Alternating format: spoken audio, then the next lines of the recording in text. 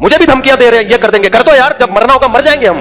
اگر جو بزدل ہوتا تو میں اس طرح حق بیان نہ کرتا. ہمیں فوج سے کم خطرہ ہے. ان کی طرف انہوں نے مولانا عبدالعزیز صاحب نے نہیں, لیکن انہی جیسے لوگوں نے حسن جان کو شہید کر دیا. تو میں اور آپ کس کھیت کی مولی ہے؟ اتنے بڑے عالم آج ہمارے ساتھی بیٹھے ہوئے تھے. مفتی صاحب آپ نے جو جامعہ افسر کے خلاف بیان دیا ہے, اب آپ کی جان بالکل غیر محفوظ ہے.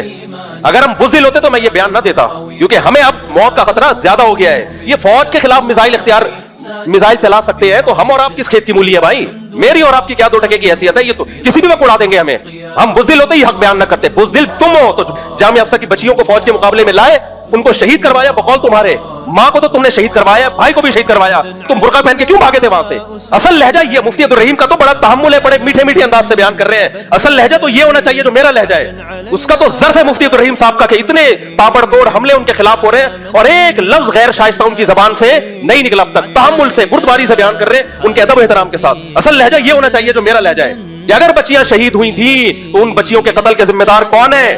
عبدالعزیز ہے. اس بیان کو چلانا, اس کو روکنا نہیں ہے, بتا رہا ہوں میں. ایسی کی تیسی بھائی بہت سن لیا, ایک ہفتے سے دماغ کھا گئے یار یہ لوگ. 1 ہفتہ ہو گیا, مسلسل میسجز آ رہے ہیں, میسجز پہ گالیاں آ رہی ہیں. کبھی کوئی کہہ رہا ہے یتیم بچیاں تھیں. میں نے کہا یتیموں کو الگ کر کے مارا ہے کیا؟ اور یتیم بچیوں کے باپ کے نام نہیں ہوتے کیا؟ یتیم بچیوں کی مائیں نہیں ہوتی؟ یتیم بچیوں کے گھروں کے ایڈریس نہیں ہوتے کیا؟ اس کو پتا ہے کہ اگر یہ راز فاش ہو گیا نا تو مجھے لوگ ڈنڈا دیں گے. تو 2 باتوں پہ اپنی بات کو ختم کر رہا ہوں. بچیوں کے نام, ان کے باپ کے نام, ان کے گھر کے ایڈریس پیش کرو. اور اگر تم نے ایڈریس پیش کر دیے, بچیوں کے نام بتا دیے, تو ان بچیوں کو جہاں فوج نے قتل کیا ہے, قتل کروانے والے کون ہیں؟ تم ہو.